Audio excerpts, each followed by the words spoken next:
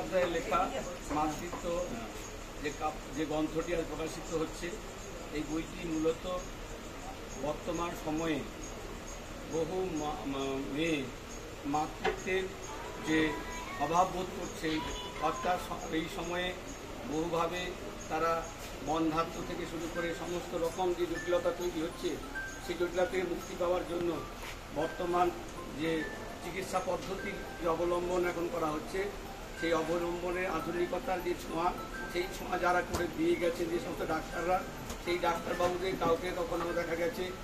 আত্মহত্যা করতে হয়েছে, কারণ তাকে সেই সম্মান বা তাকে সেই সুযোগ তাকে দেওয়া হয়নি, তাকে বলতে দেওয়া হয়নি, তার মুখ বন্ধ করে দেওয়া হয়েছে।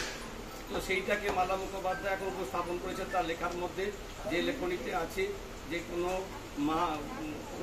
মেয়ে যদি মাতৃত্ব লাভ করতে চায়, কত সহজে কত সুন্দরভাবে সে মা হতে পারে, তার প্রক্রিয়া ও বহুলাংশে এখানে সহজলভ্য করে তুলেছে। এই বলে আজকে এই অনুষ্ঠানে উপস্থিত হয়েছেন আমাদের প্রিয় সন্দীপ চক্রবর্তী, যিনি একসময় সাংবাদিকতা একটা ভালো চূড়াই ছিলেন, বর্তমানে অসুস্থতার কারণে তিনি ঘরে বসেই লেখেন, এবং যার সহযোগী লেখিকা হচ্ছেন বৌদি,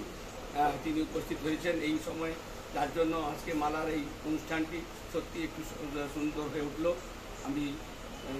সন্দীপদাকে অবশ্যই সাধুবাদ জানাবো, সাধুবাদ জানাবো মালা আগামী দিনে এই ধরনের লেখা আরও ভালোভাবে চালিয়ে যাক এবং সমাজকে নতুন বার্তা দিক, এই বলে সকলকে কৃতজ্ঞতা, শুভেচ্ছা ও শ্রদ্ধা জানাচ্ছি। ভালো থাকুন, সুস্থ থাকুন, মালার লেখা চালিয়ে যান।